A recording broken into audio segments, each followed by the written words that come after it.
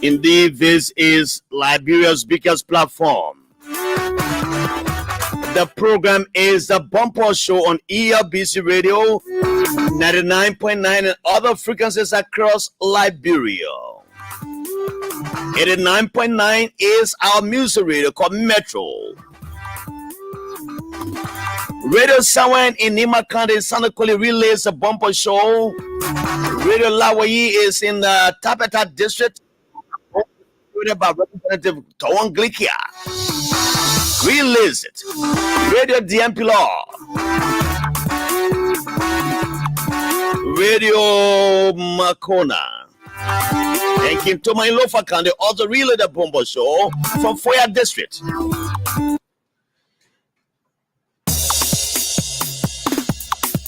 The Voice of Grand Crew relays a Bumper Show. The Voice of Playboy in Maryland County, where Dr. Bovatima comes from. In New Jerusalem relays a Bumper Show.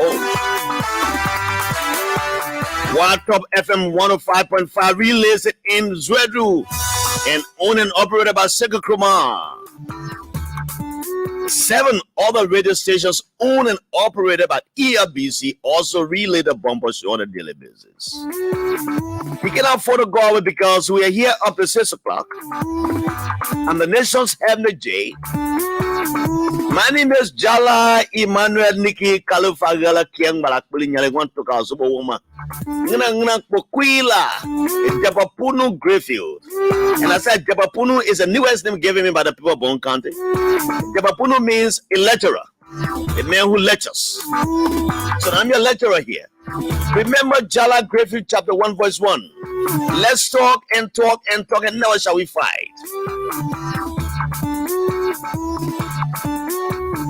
These are some of the issues making headlines in Liberia. President George Opamanek Bagugbe Seko for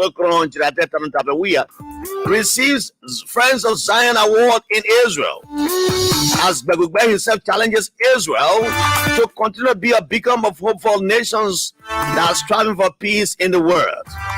The most prestigious award given to Bagugbe as Bagugbe prays for the country and prays for the election in 2023, October 10, to be peaceful, very peaceful and transparent.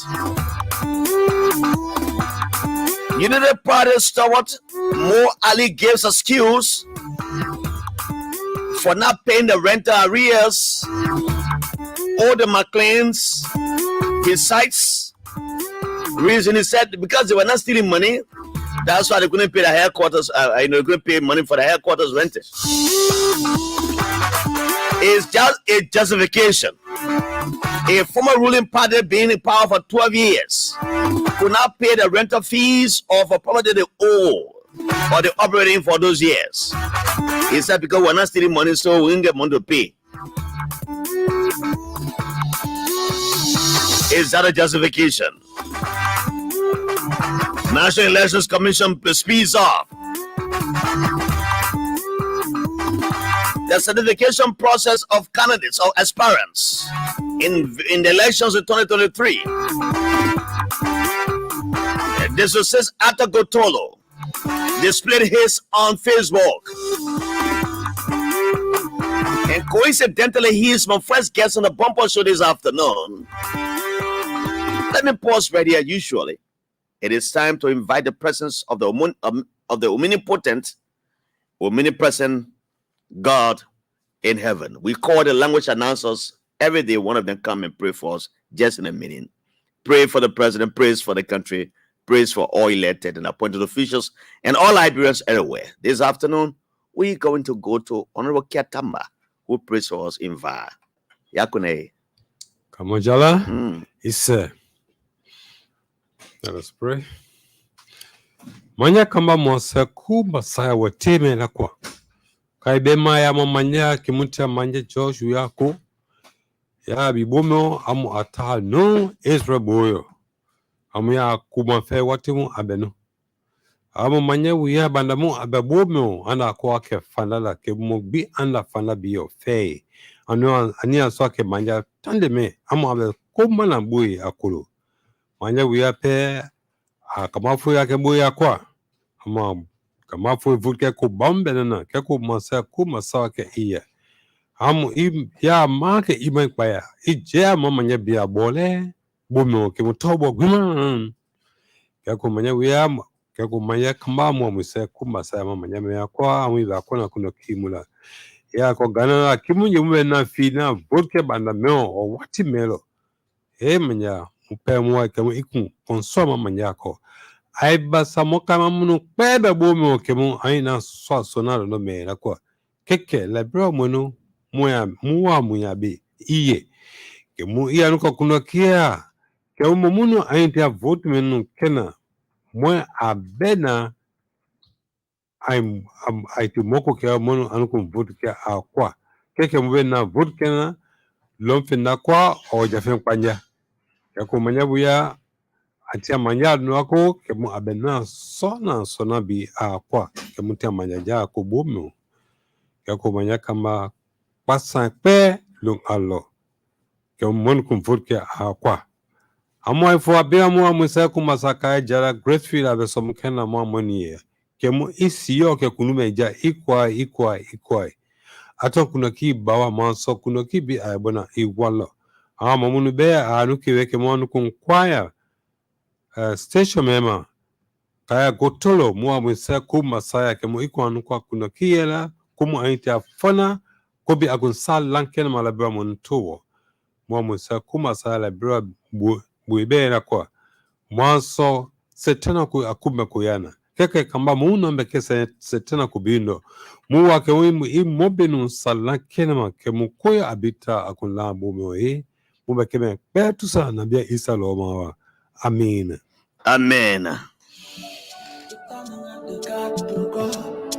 That's Honorable Ketama who prayed for us in the vernacular. And setting the pace for the discussion now.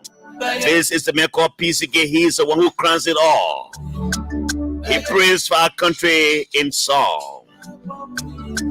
Nangala de Mekame. Nangala ipigin banyo. I love to GP. Negag banga.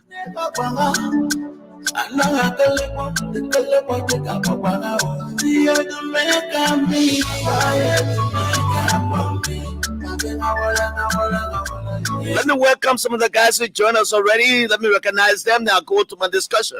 My guest has been on time. Honorable Arthur Kemal Lion Gotolo from the Kuta movement is here this afternoon. With his chief strategist this afternoon. Aaron Zin said the Gbegbe Warriors movement is following the show. Aaron Zin, welcome. Mohammed S. Kamara said, amen, amen. Aaron Zin said, good afternoon, Jallah. I'm following up from rehab area. But you have a representative aspirant here. I hope you know Gotolo though. Aaron Zin, Gbegbe movement. Martin Nole is following me this afternoon from Gotolo County. While Mohammed S. Kamara is following me from somewhere, he says, from the United Arab Emirates, Abu Dhabi. Mohammed S. Kamara.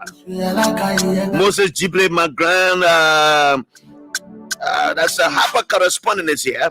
Watching us from Central Harper this afternoon. Matthew Wonders, I'm following you from Cardwell. Welcome to the show. Recognize some of you as the program goes on. This is a bumper show on ELBC Radio 99.9. Other frequencies are available.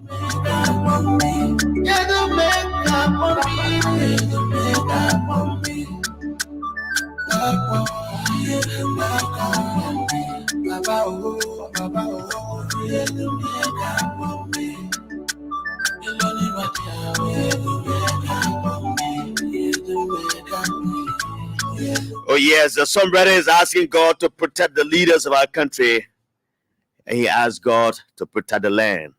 And so we say, thank God for this day. As I said to you, I have with me Arthur Kemal Gotolo. He is my guest in the first segment of the program. Let me welcome him in this way with this song that has been made in his honor by a Liberian musician. Let me go this way.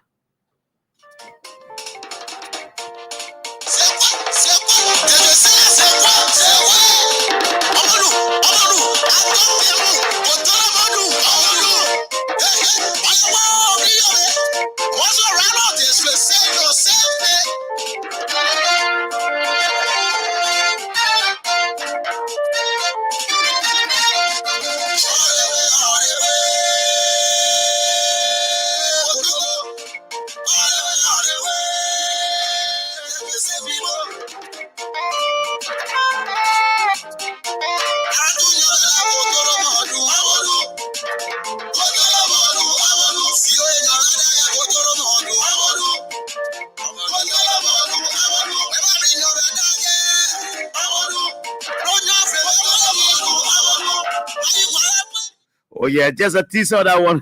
Gotolo must do. That's how it sounds here this afternoon. But let me say welcome to you, Miss Malia Gadi, Mali Gadi. You and your family, Mrs. Esther, that's Mary Gadi, and your father, Emmanuel Gadi from Upper Police Academy. You guys are really just listeners to the Bumper Show. Let me say welcome to you, Mr. Ate Cameron Gotolo. How are you? Well, thank you so much, Jallah. It's a good thing again to be here this evening to speak to our people in District Number 6. I want to say thanks to you for the invitation to come along with my chief strategist, Daniel Kadonga, so that we dip deeper into District 6 politics and where we stand as it relates to the general elections in 2023. We're happy to be here. Thanks for having us. Thank you. Kadonga, welcome again. Yeah, thank you very much, Jallah. As the incoming representative intimated, we are here to discuss District 6. Mm-hmm. We are here to discuss his plans for District 6. We are also willing to listen to our people, and we are fully prepared to give them the adequate responses that they will need to make an informed decision on who will lead them for District 6 in the next 6 years. Kemo, have you completed your registration? I saw something on Facebook like a very strong and heavy crowd when you were coming to register at the Elections Commission process that's ongoing. I saw a huge crowd. As though you won an election or you going for a political rally, you're going to register, and I saw that kind of crowd. Tell me, how far are you? Are you already done with the process? Well, thank you so much, Jallah. What you saw yesterday is just a clear indication that the people of District 6 are ready. We've worked with them over the years, making sure that we do the right thing in the interest of our people. And so yesterday, myself was surprised when I drove to the SKD to have myself registered, and I drove into the mix of hundreds of people yesterday. Upon hearing that I was going there yesterday to register, and all of them make their way there at the SKD to wait for me because they believe in my leadership. They believe that we have worked very hard in District 6, and they have no one else to represent them but me. And so the voice of the people is the voice of God. So I strongly believe that we cannot let them down. And so yesterday we went to SKD, and we were registered yesterday by the National Elections Commission. Okay. And it was just great yesterday having the people there to welcome me, for me to register. It was a great thing. So finally yesterday we registered, and we are ready now to go into the trenches to campaign in District 6 to give the people of District 6 a better leadership.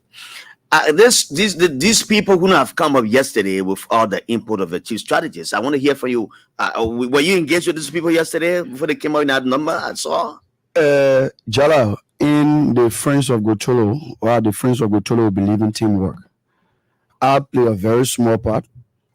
The Friends of Gotolo is headed by the CEO, Honorable Ato Cameron Gotolo. Mm-hmm. The Friends of Gotolo is chaired by our erudite chair lady, Miss Panam Blackie. I am just the chief strategist. We have other vice chairs. We have the secretariat. We have auxiliaries groups.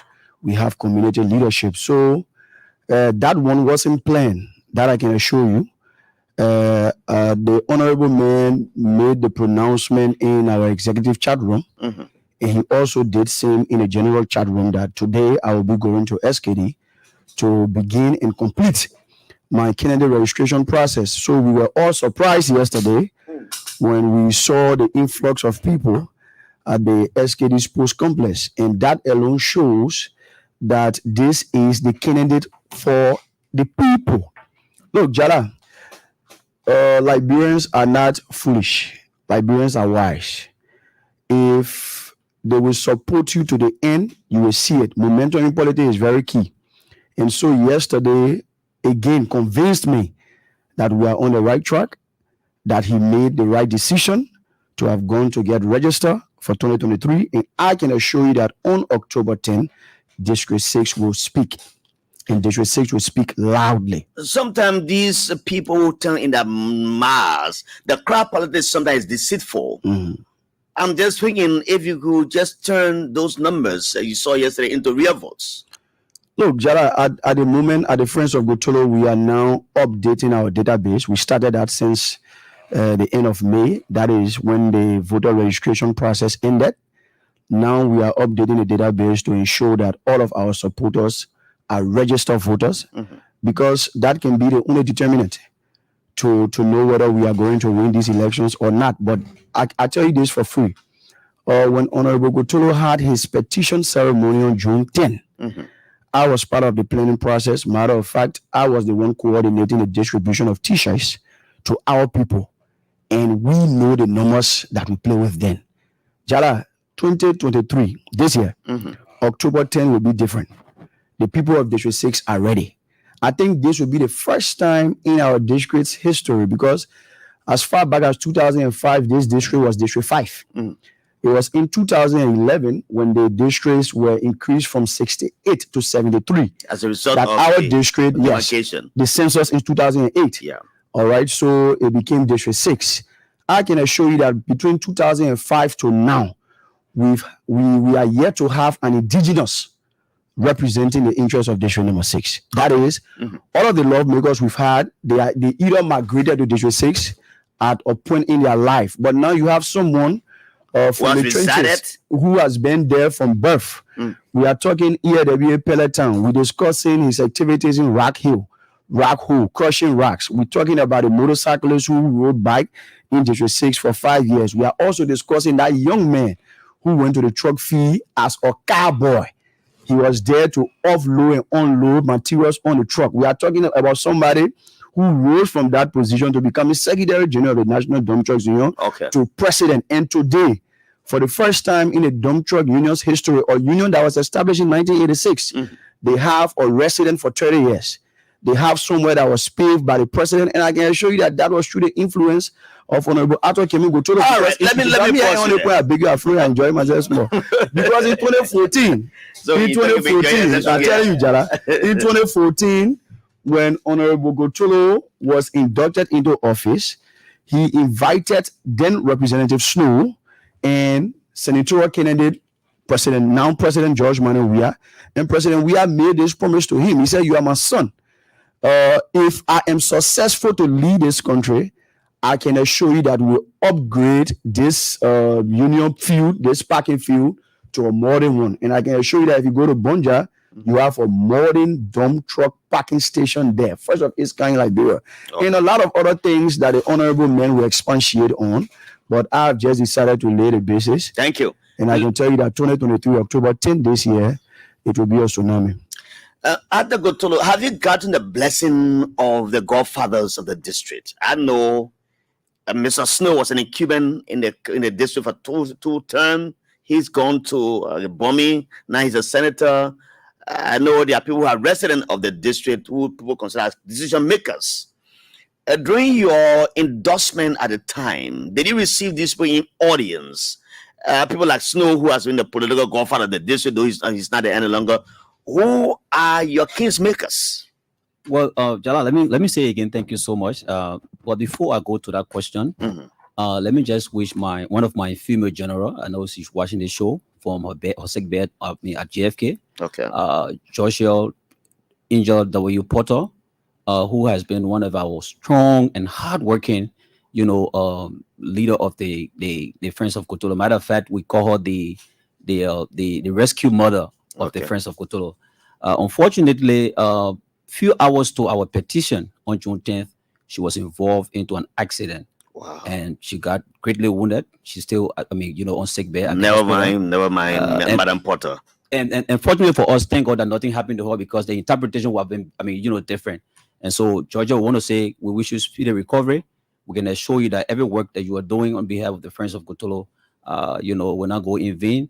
And our certificate yesterday, by NEC, we want to dedicate that to everybody in District 6, all of our members, but most especially to Georgia Porter. Now, you talk about the godfather of District 6, Senator Edwin Snow being a lawmaker for District 6 for the past, 12 years before taking a political transfer to Bomi County. But let me be very clear with you, Jallah. Not only Senator Snow that we have reached out to, because consultation in this kind of, in politics in Liberia is very, very, it's key, it's important. And I will not go into anything when I'm not prepared. When you see me say I'm contesting in District 6, we are prepared. We have been working in District 6 for the past years. Matter of fact, like I told you the other day, I was born in District 6, Jallah. I grew up in District 6.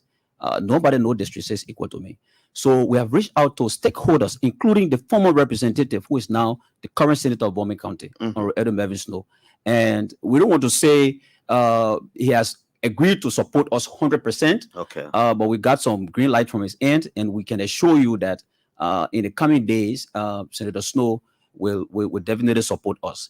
And more to that, we have also reached out to other people who worked with Senator Snow before, during his 12 years in District number 6. Like I said to you, consultation is very important.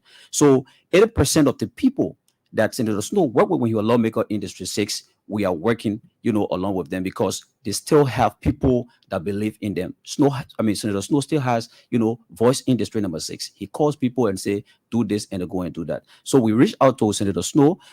Even today, before coming here, I was also in the office of the Deputy Minister for Administration at the Ministry of Public Works, Minister Joseph Todd.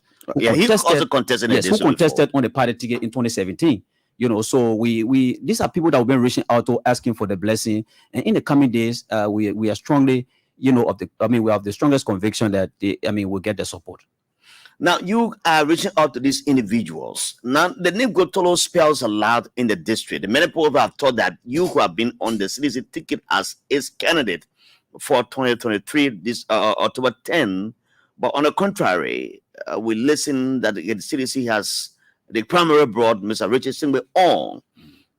How did it go? Were you not contemplating of running on the party's ticket, or were you rejected by the party to contest? And what do you do? What do you intend doing if you are elected as a lawmaker of the district? Will you support the CDC? Will you support President Weah? Because I know the camaraderie between you and the former Minister of State, Natana Mangeo, and that a personal son and father relationship with the president. Well, let me say, and this is where leadership comes in, Jallah. When you want to be a leader, you got to be a leader for everybody. And let me just say to you that there is no way that I can leave from the CDC, or there is no way that CDC can reject me when I want to go, on the party ticket. But I said to myself, we live in a district that is quote unquote not 100% a CDC district. Okay. And if you look at the Friends of Gotolo in District number 6, we have people from different political backgrounds who are also with the Friends of Gotolo. We have people from the Unity Party that is supporting us. We have people from the ANC that is supporting us. We have people from the Liberty Party and all the political parties in District number 6 that is supporting our candidacy for the representative position. So in order for us to balance this thing, we have to go as an independent candidate, so that because we want to represent the entire District 6, not a particular constituent or not a particular group of people. We want to be a leader for the people of District 6, So we thought it wise that, look, it will be after consultation with our leadership and all of stakeholders in District 6, we thought it wise to go as an independent candidate so that we can get the vote from all over and then win the district and lead in the interest of our people. Now, what do you say with support to the government, the president vision for 2023 October? Do you support the president incumbency? And do you support his vision to be re-elected? Let me just say this to you. The president is my father. A lot of people don't know this. I used to stay in the president from 2003 to 2004 with the late Coach Pompey and T-Boone that is in America right now. So I know the president like that. So when there were no CDC, we were there. And CDC gave birth, on our lap. Matter of fact, from 2005, I've campaigned for the president in every areas.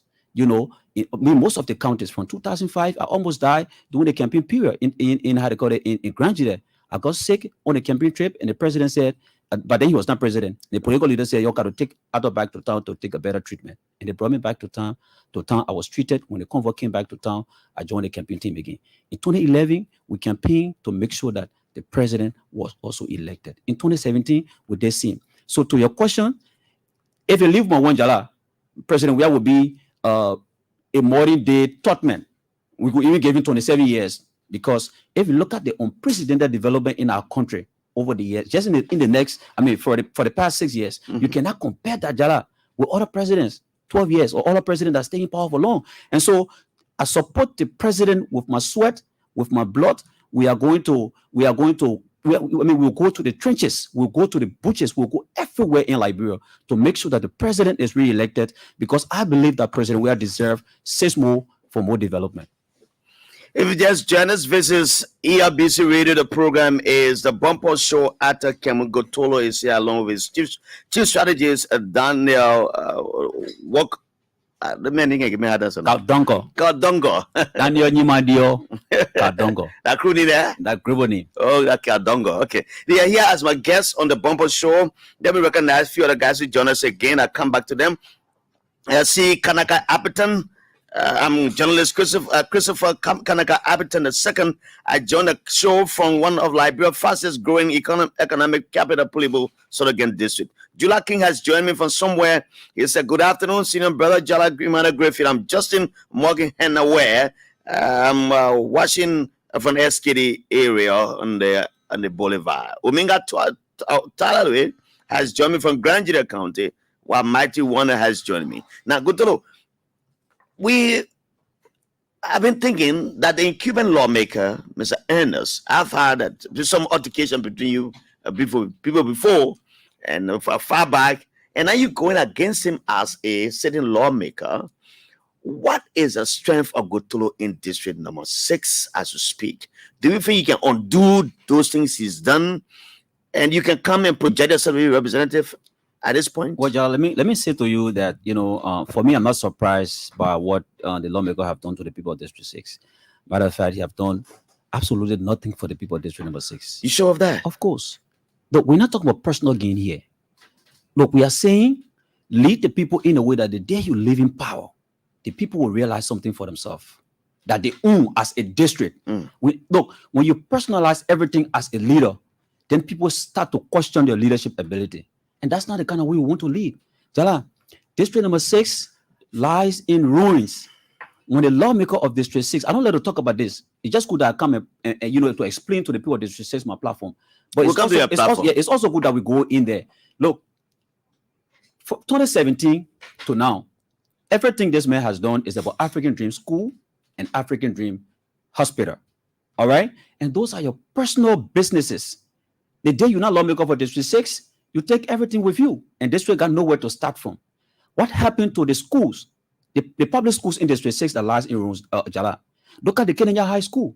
We want a District 6 where the public school there will be one of the best, so that as a lawmaker, I'll be able to send my children to that public school because it got the best of facilities. In other countries around us, like Ghana and Sierra Leone, the government officials send their children to the public schools because the public school got the best facility. That is the kind of district that we want. We want a District 6 where people wake up in the morning, they don't have to come to your house to ask you for money to go to the hospital. We must have a district referral hospital where when somebody's sick, they can go to the hospital and get treated. Your work as a lawmaker is just to make sure that the hospital got doctors and they got medicine to treat our people. That is the kind of district that we want. Not to personalize everything.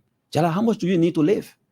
How much do you need to live? In this That's the biggest question. How much do you need to live? That you personalize everything for you and your family, and the majority continue to suffer. That is bad leadership. That is bad leadership, Jallah. So, the lawmaker have done nothing for the people of District 6, and I think the people are ready to remove him. I was in the community yesterday, right after my registration. I went to a few communities. Right now, on the GSA road, the people are gearing up for a united GSA road for the election of Gotolo. The 16 communities. Very soon you're going to hear they're going to announce that we didn't go there to give them money. We don't have money to give them, but we go to the people and explain our platform to them, what we intend to do when we are elected as a lawmaker. And so the people have given us the support. They have given us the support, Jallah. Now, having said those words, what are the pillars you stand on for which you think the people who are elected you? What do you want to do after being elected? So we take our platform to the people and in District 6, because I normally tell people, vote for me based on my platform. Don't vote for me because, I'm your friend or because you got somebody close to me.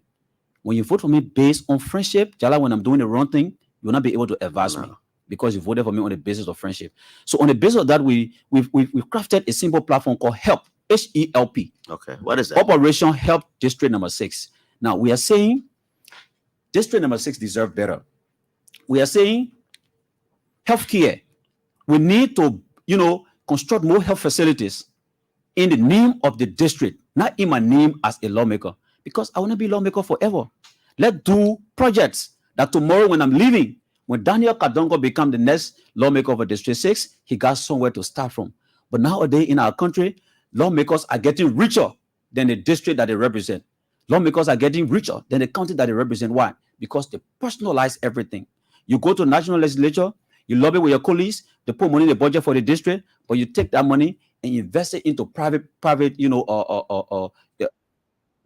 the end of the day, the district got nothing to boast of. So we are saying on our platform, HELP, H stands for what? Healthcare. We want to build more healthcare in the name of the district. We want to have more health facility in the name of the district so that tomorrow, when our people are sick, they can go to that health center and get treated. Not in my name. We want to say District number 6 Health Center. Have you started identifying such a place? You want to have such a place? You want to construct the health center? Or you want to be run before you start doing it? Jallah, we have done a lot in District 6 before even people came to petition us to contest in District 6. So I can assure you that finding a place to build a health center is not going to be anything for us. There are a lot of vacant places. There are a lot of properties that people are selling. We can buy it as a district in consultation with all of the community leaders to have it, as our health center. So, that is not anything to worry about. So we are saying we want to build more healthcare in the name of the district. E stand for education. Look, for Jallah, like I was saying to you, look at the public schools, Kennedy High School. Look at the Mary Bros School on the GSA Road. Look at the Joel Mo at the Mambastown, in Mambastown. All of those schools, up to now, the children don't have chairs to sit. But guess what? Our lawmakers got the best of schools in District number 6. All of his classrooms are air conditioner. All of his classrooms are equipped with the best of chairs. The best library. Is it a free school? It is not a free school. Because the requirement for the school is more than $300. When you put a requirement together, it's more than $300. So how can that be a free school? It's not a free school.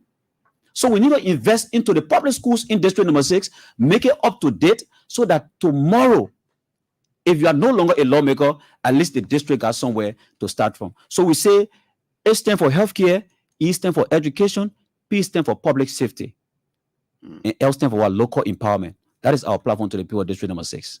Kadongo, do you want to say something? I want to recognize some of the guys who are joining us who want to say something. Yes, you're going to buttress your political leader. Definitely, Jallah. When you look at District 6, currently we have one major health facility. Okay. That is the EAW hospital. That is the only referral hospital within the district. I can now submit to you that the budget of EAW hospital has been significantly reduced since Samuel Enders became the lawmaker for the district.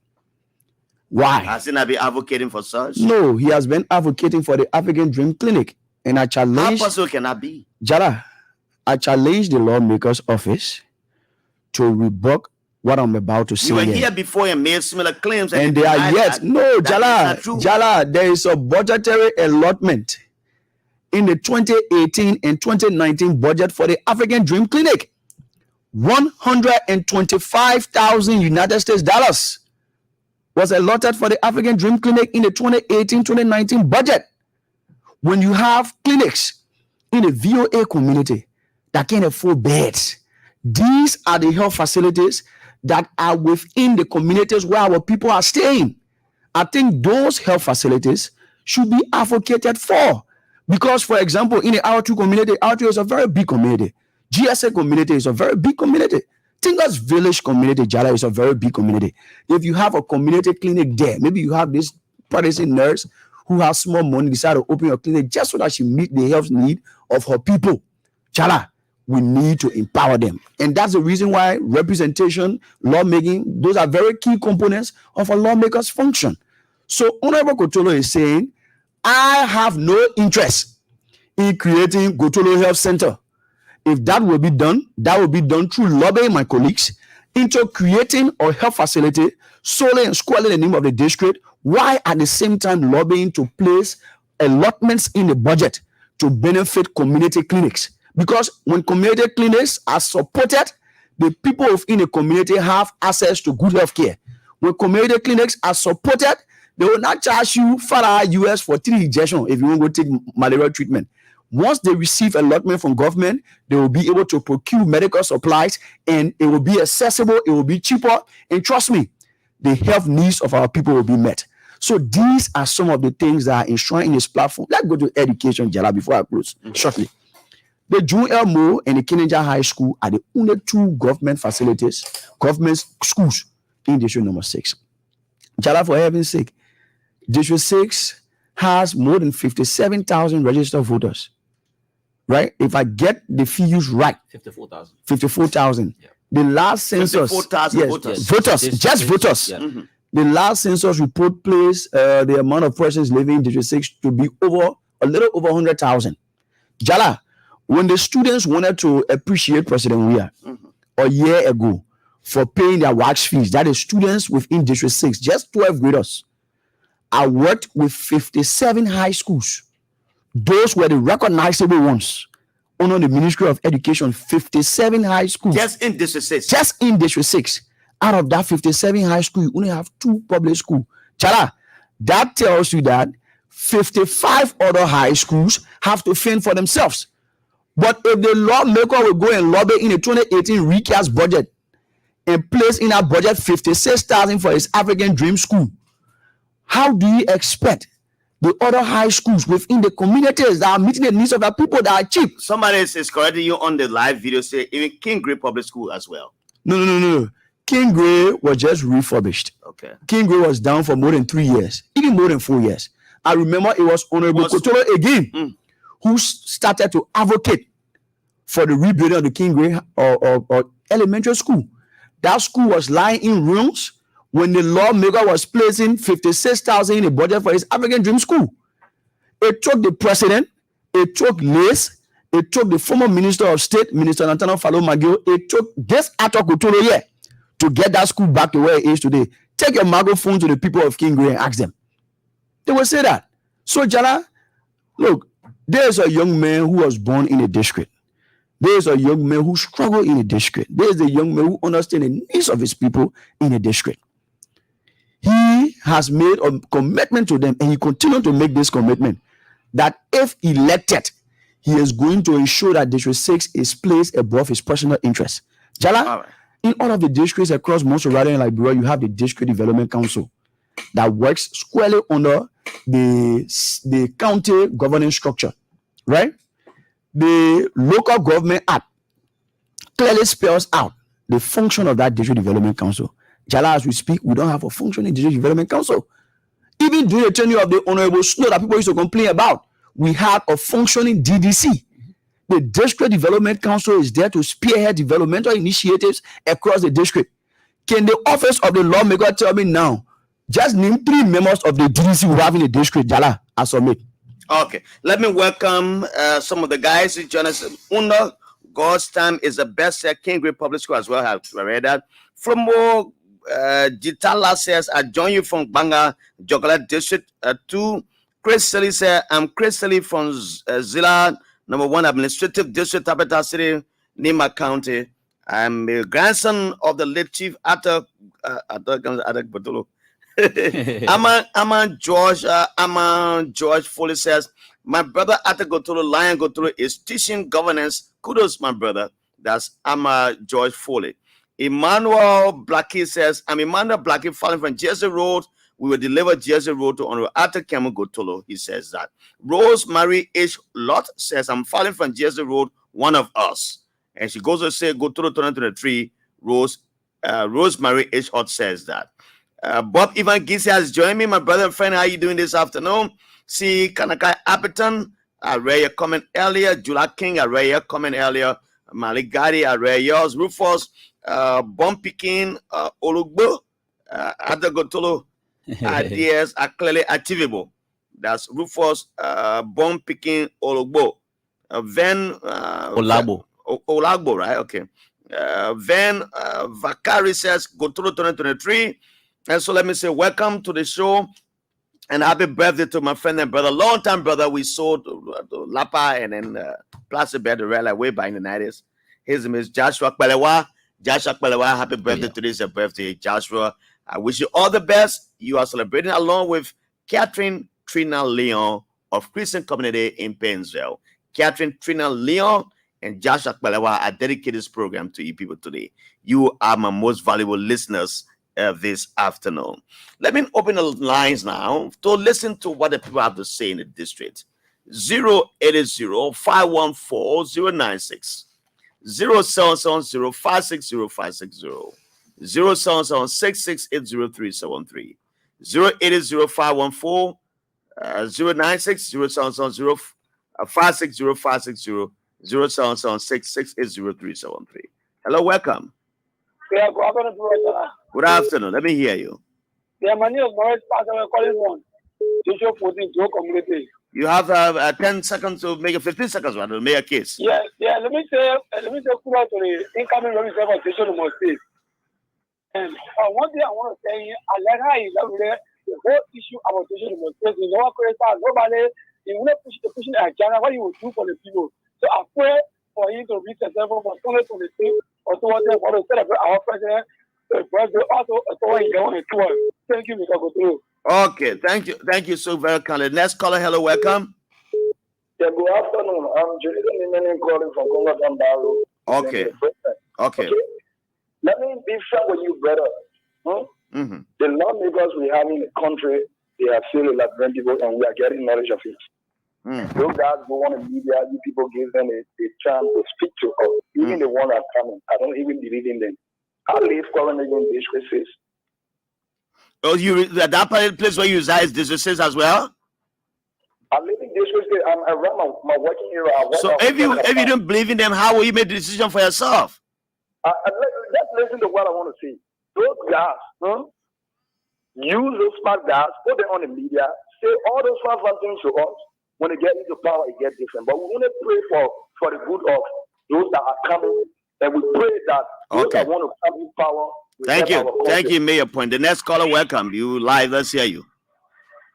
Hello, welcome. You have 50 seconds. Let's go ahead. Okay, I'm Jusu United Party Jackson from district number 6. Okay. Yeah, let me ask my brother in studio just a question. After High Court, Daniel, Samuel Enoch ever had African Dream School in a clinic before becoming representative? That's my question. All right, thank you. The next question, the next caller is here. Hello, welcome. Hello, welcome. Hello. Hello, caller. Okay, let me take this one from here. He doesn't seem to be ready. The next caller is here. Hello, welcome. Let me hear you. Yeah, brother Jallah, how you doing? 15 seconds to make a case. All right, thank you for affording me the opportunity. My name is Brother Jeremiah Siawe. I joined you the conversation on district number 6 rehab. Okay.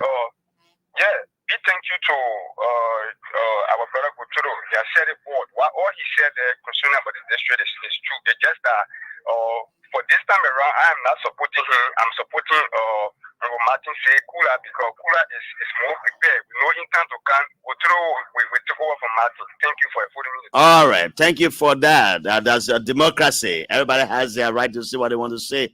Let me 080-514-096. Let me take this caller from here. Welcome you. On the bumper show. Let's hear you. You have 15 seconds to make your case. Go ahead. Hello? Yes. I'm Mr. Eric D. Nia. I'm calling from district number 6 to be precise. Here they will confirm. Okay. Let me first of all applaud the team in studio, Honorable Gotolo, and my man Daniel. Let me be clear with you, Julia. You know. Jallah, you're not Julia. Jallah, when you do your own survey in district 6. District 6, you know, the electorate in District 6. The time we end already. And Honorable Gotolo is a possible replacement for someone in the camp 2023. All right. Thank you. Thank you. You made a point. Let me take the next caller here. Hello, welcome. Let's hear you. Hello, welcome. You sound like Rosetta Sonkale? Yeah, good job. This is Rosetta Sonkale. Thank you. Rosetta, let's hear you. Yeah, go ahead. Let me take it to the studio again. So I go to have fun with Mr. Arthur Gotolo in studio there. What a problem get with him?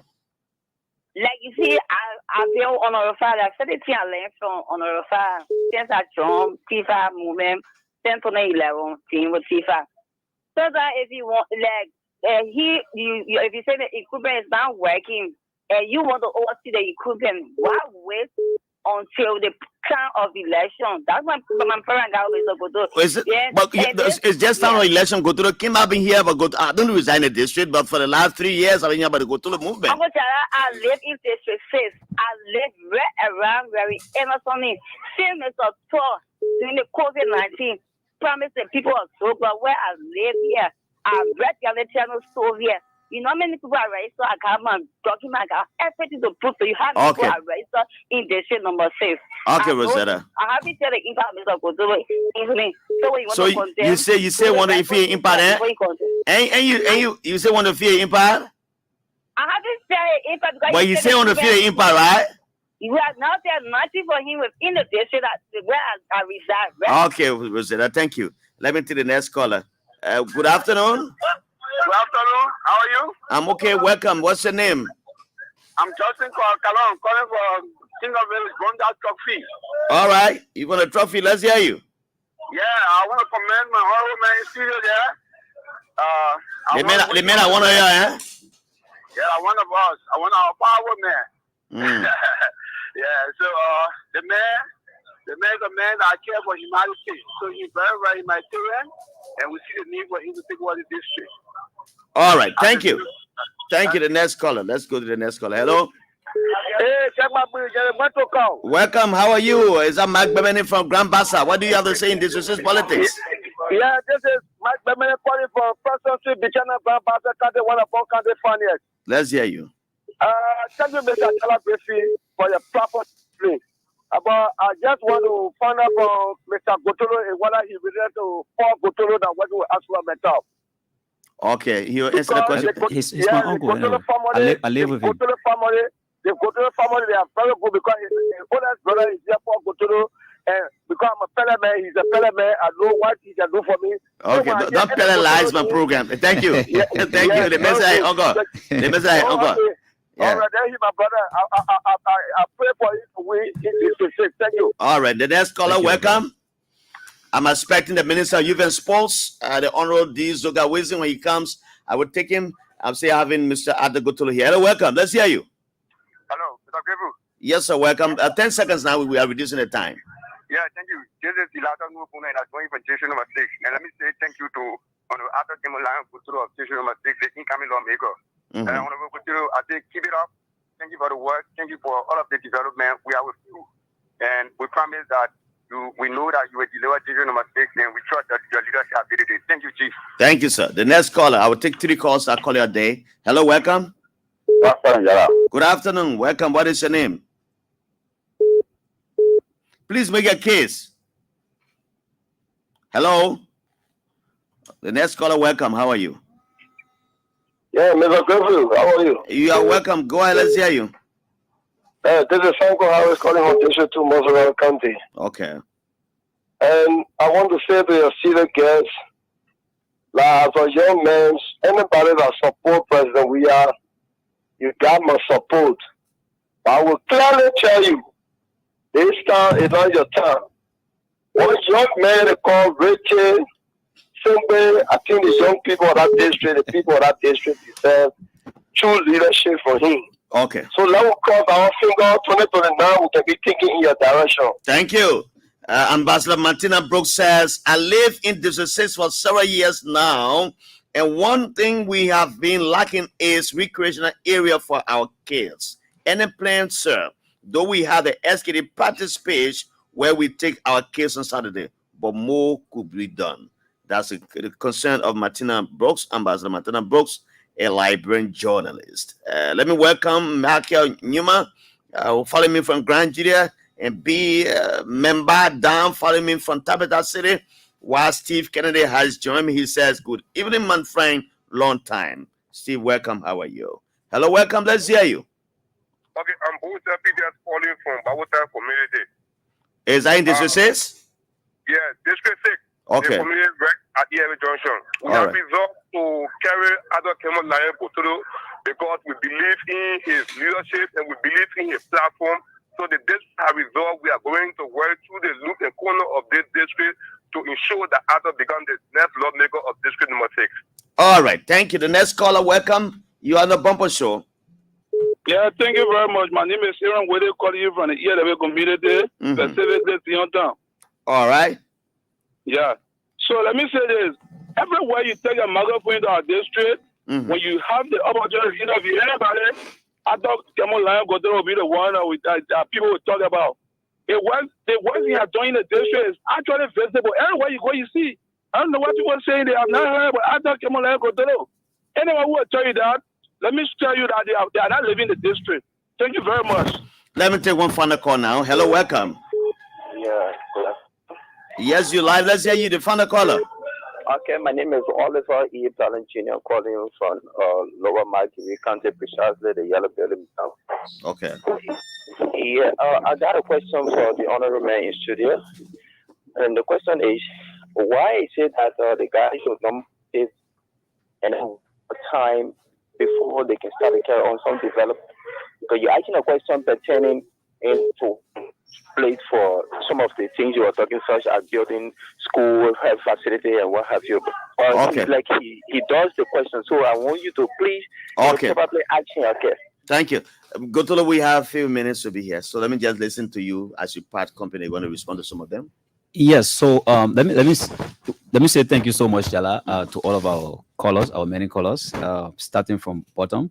The last caller, I'm not sure he was listening, because we have done a lot in District 6. When we were building the VOA school, we were not thinking about being a lawmaker.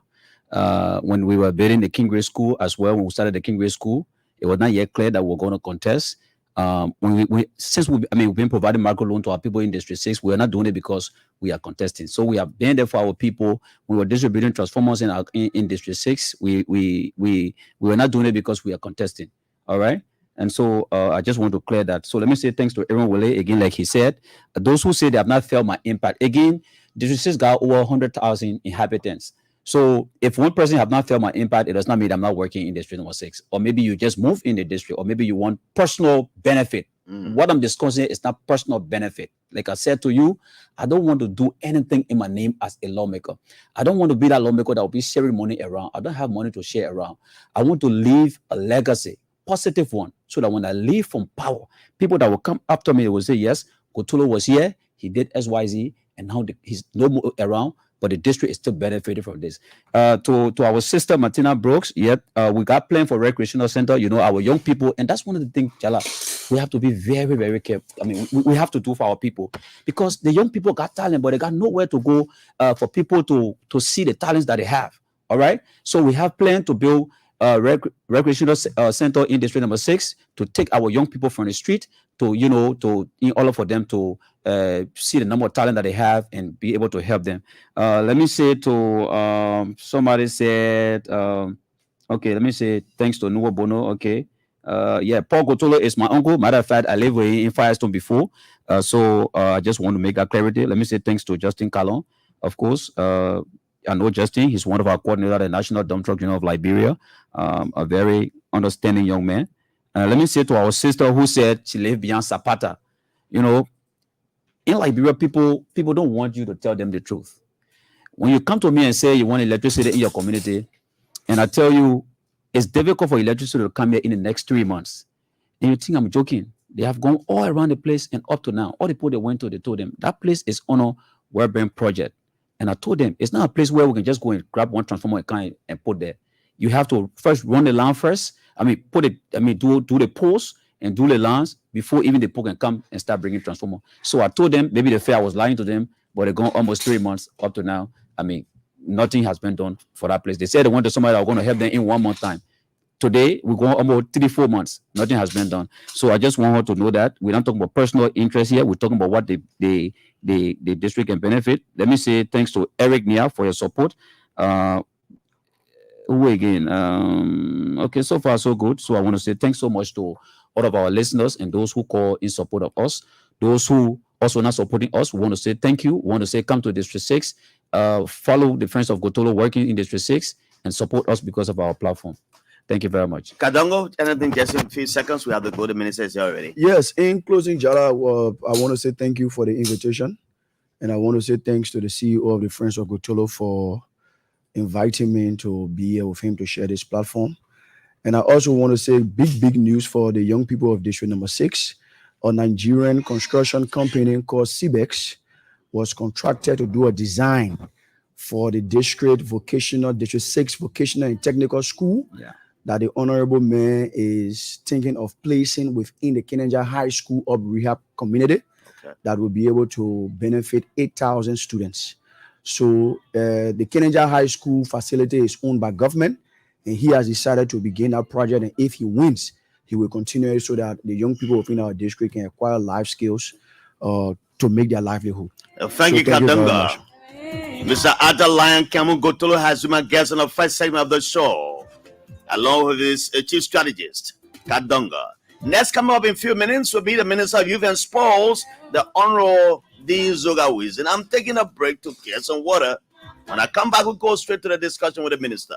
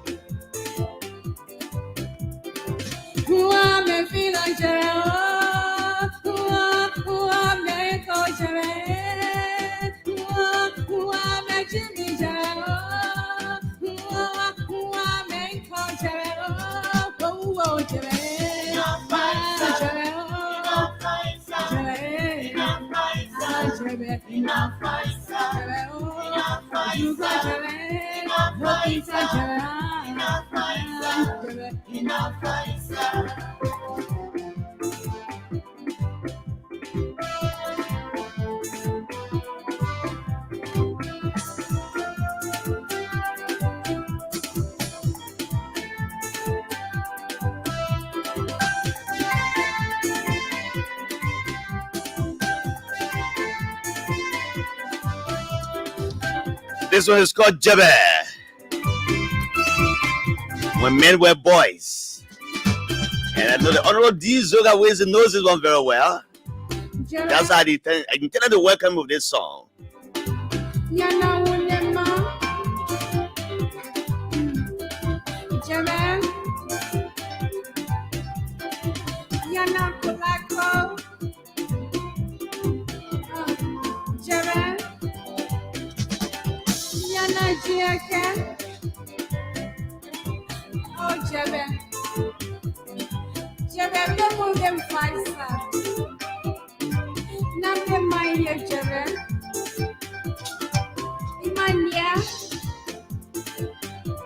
Oh yes, today is the birthday of my friend and brother, Joshua Balewa.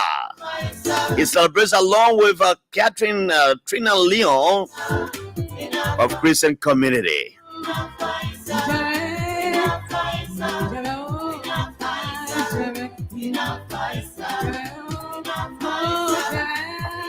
We're trying to prepare the minister to go to the discussion right here.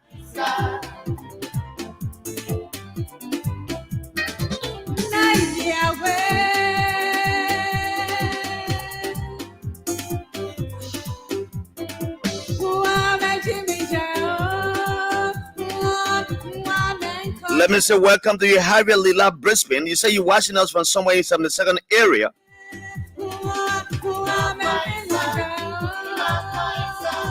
Maka Wama said, good afternoon, big brother Jallah. I'm following you live from Zulu Whiskey, Grand Junior County, the land of the rising sun. Congratulations, he says. B. Member Dam, watching from Tapeta City, that's Nima County. He says, continue the good work. With the DMP Law and with the Mancona in the Foya District are relaying this program.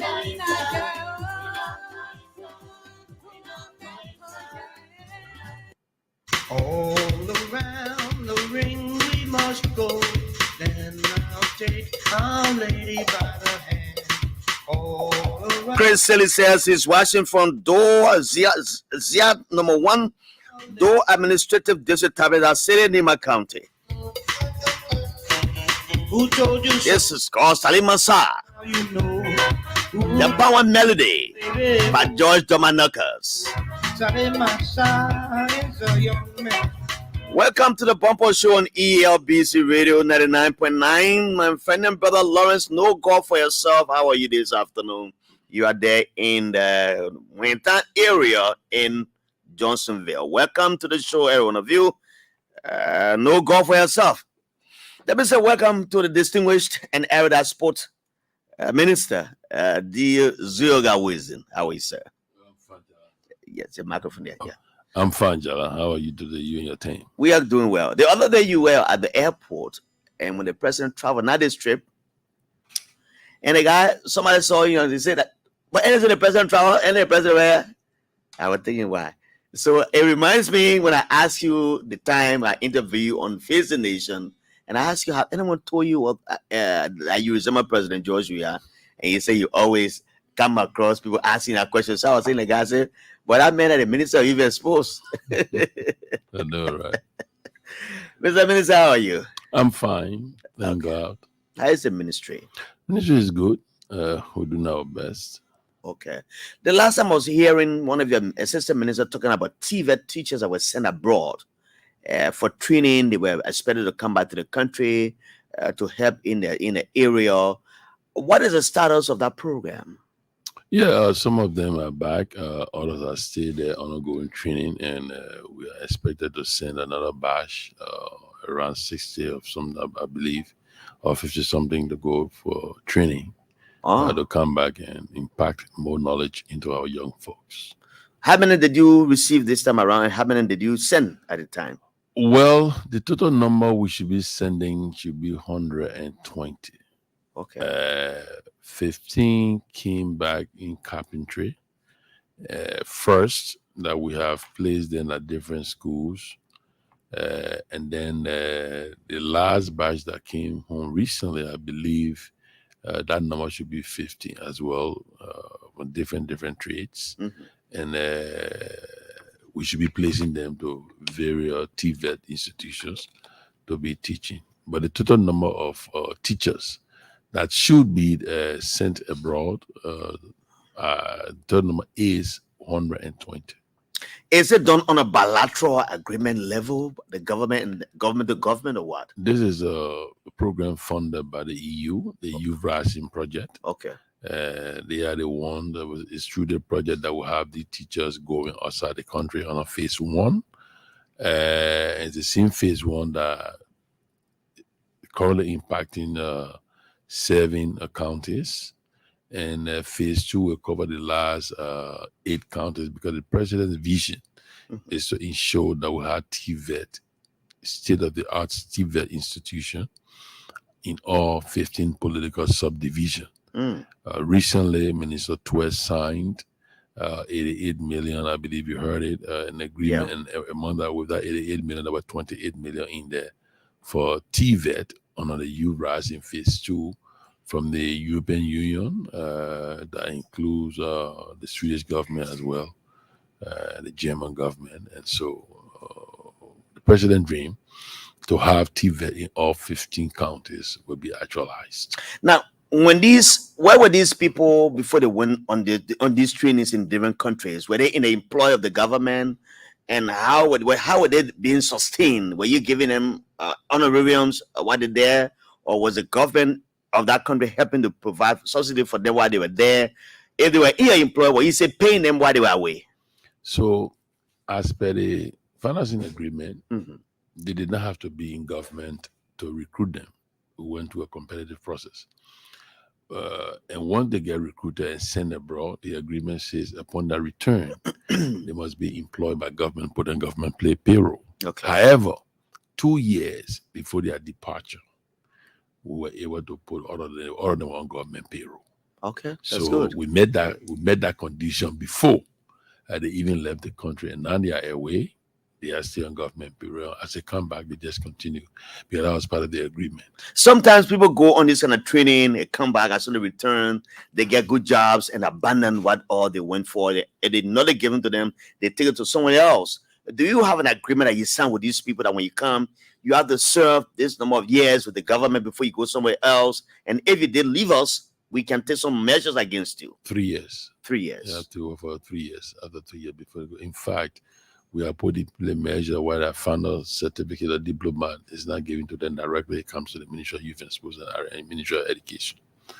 So, but they had to work for over 3 years before they can transition anywhere else.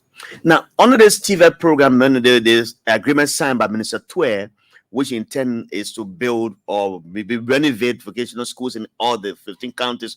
Will you be renovating existing ones that are there, maybe like a Webo training college, Webo, whatsoever it is? Or will you be building new brand buildings that will host these trainings? We'll be building new buildings because what we are doing, we are attaching a TVET institution to a high school. Like in Ganta, we'll be attaching a TVET school to JWPSC. You know, in Bom will be the CHGA High School. Okay. That's how we're going to do it. So these will be for this phase 2. Okay. Will be primarily new construction because we are attaching the school, the TVET school, to a high school in the counties. Okay. That's how we're going to do it. And there will also be state-of-the-art equipment. There's 7 the schools that we are intervening in right now. Each of them has state-of-the-art equipment. And if you went to Tottenham High today, Tottenham High will be able to have a production unit in Woodwork. Okay. The same is true for MVTC. We have a production unit in Woodwork. And the counties in the southeast also are in the Simpson, in refrigerator, and what have you, and Woodwork as well. So those old equipment that we had, obsolete equipment, we have removed them. We have all state-of-the-art equipment now in the TVET schools, and thanks to the European Union, the taxpayer of Europe, the Swedish government, as well as the German government, they are all involved in this process. And so the EU is doing very well for us with our other development partners when it comes to TVET. TVET is on the rise, I can tell you. That's good. Let me ask you on some major things I've called you for concerning this drug law that was passed by the both houses of the legislature. That seems to be a very good news for Liberia. Absolutely. It's a good news. We believe this is a right step in the right direction, especially the portion that was amended that has to do with those who import drugs, those who manufacture drugs, that their crime, if found guilty, is now non-bailable.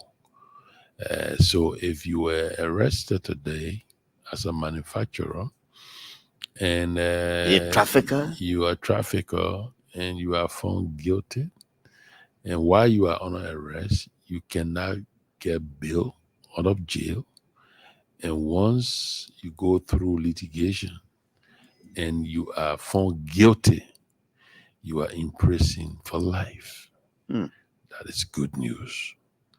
However, it is not just sufficient that the new law will be enacted and the president hopefully will sign it, but we have a responsibility as a government and people to make sure that we create the awareness. We make sure that in every community, even the young folks, those folks that are in the various ghettos who are engaged in drugs, that they understand that even penalty for them, they are not let off the hook, though the documents say they are victim.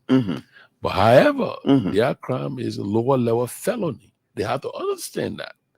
And what is it? Can you explain it better for the audience outside there? It is written, we know, we read it, we understand, but others may not understand when you say it's a felony, but low level felony or whatsoever. Yeah, so for I hope I'm right, but for their crime, one, if found guilty, depending on the situation, they could go to jail for probably 5 years, some 10 years, some 20 years. But depending on what the final verdict will be. So they're not let off the hook because they consume drugs. Though they say they are the victim, but they also have to understand that this is a no to be engaged in these drugs, the harmful substances that are not good for you. And so everybody has a price to pay.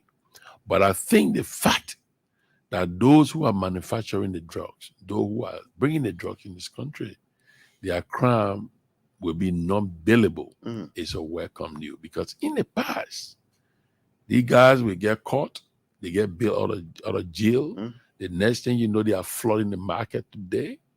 But now, if the law is passed and the president signs it, becomes the law, their crime will be non-billable. And if one get guilty, they go to jail for life. So it's a welcoming idea, but like I said, we still got more work to do. And I like the fact that even their properties that they acquire Mhm.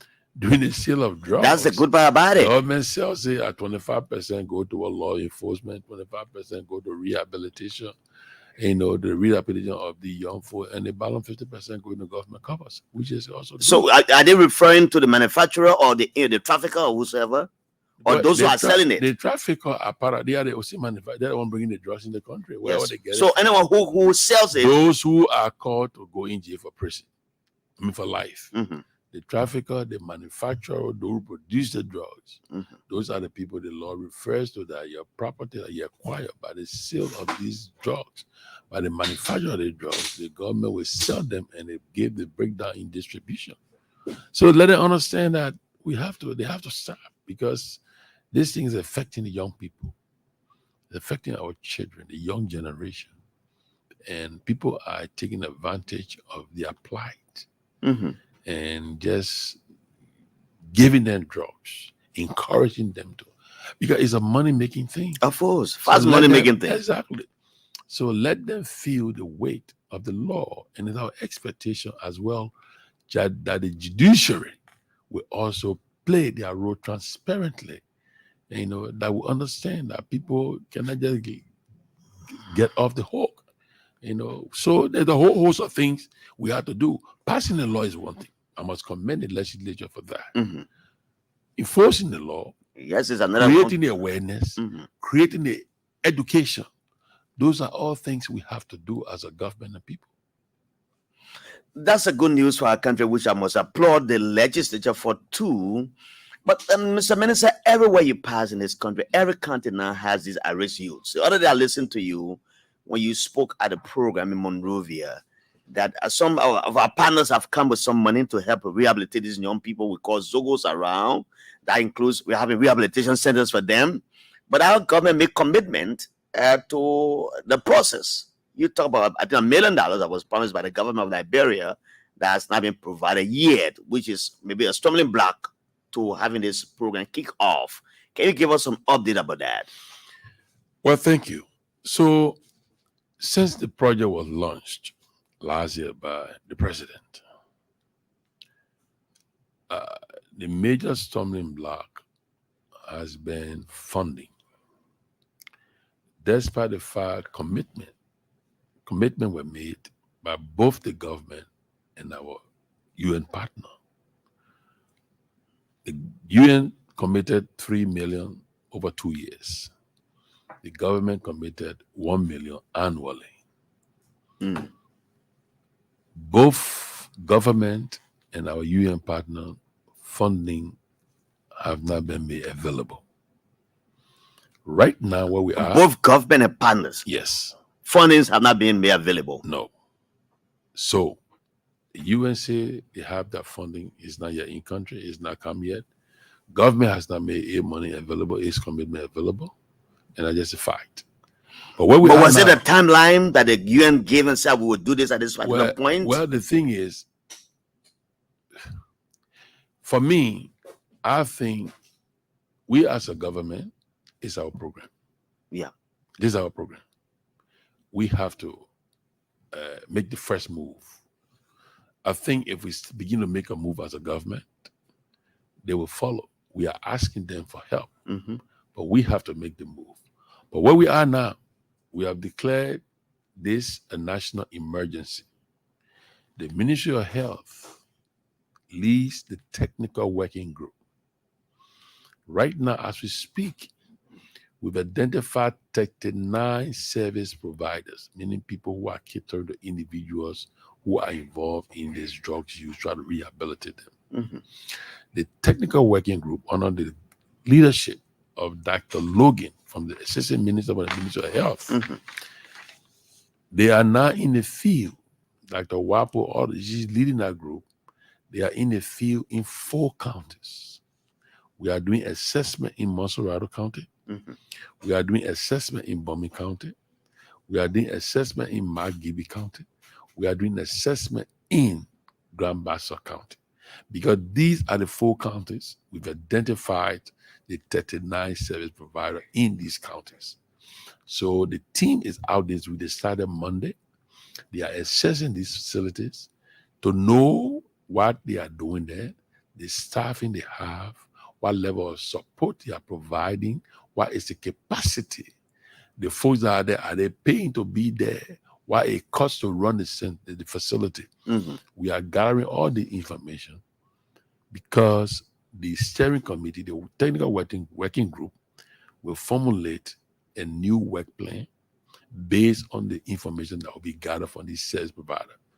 The program is to rehabilitate the Youth Agriculture Training Center in Bensonville, to transform it into renovate, to transform it into a rehabilitation center.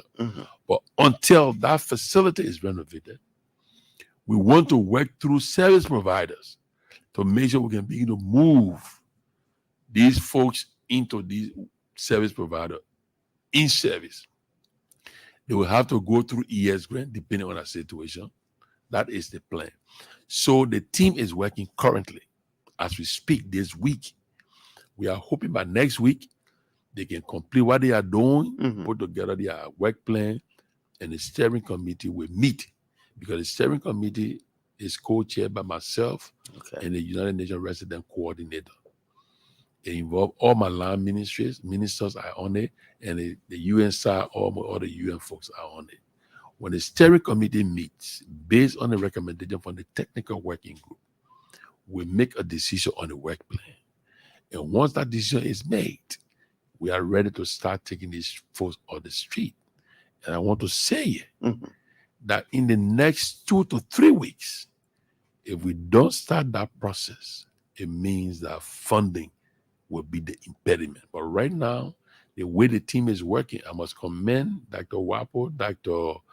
Logan, and the entire team from the Ministry of Youth and Sports, Gender, what have you, the UN, the UNFP, the UN, and other folks. They are working assiduously to make sure that we address this as a national emergency. Now, after they shall report it to you, because you said funding, if they don't, you don't start right away, it means that funding is not the available. Reporting is to the steering committee. Once they get a report, we'll call a steering committee meeting. That steering committee meeting will review, we'll have them present to us their proposal. We'll come on the work plan and how we move forward. There will be costs attached to the work plan. It will be costed. Now, once the steering committee makes that decision and say, based on what we have been presented by the technical working group, we approve the work plan, it must go in force, into effect. And we will be ready at that point to go into effect and begin to remove or begin to do intake, should I say, because we're not doing force to say remove, but begin the intake process to transition these folks to rehabilitation centers. I am saying, once the steering committee makes that decision, the only thing that will serve as an impediment to the implementation will be the lack of funding. It is our hope that both the government and the UN, our partner, will make funds available in the next 2 weeks. We're ready for that. So once we meet as a steering committee and we make decision, we want to start the process effective immediately, because this team, the technical working group, in fact, because we declared the national emergency, there's an incident management meeting that takes place 3 days a week, Monday, Wednesday, and Friday. Like we did COVID. We are doing it now with Outreach Youth. The incident management, in fact, we're on this morning.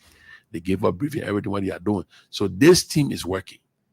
All I'm saying, when we make a decision as a steering committee, funds must be available for us to proceed. That would be the only impact. It seems that you started this thing even before the drug law was passed. Of course, yeah, we've been working. That's We've been good. working. That's been proactive. Let me commend you guys for that. We've been working and we've been advocating for the drug law to be passed. I one of them.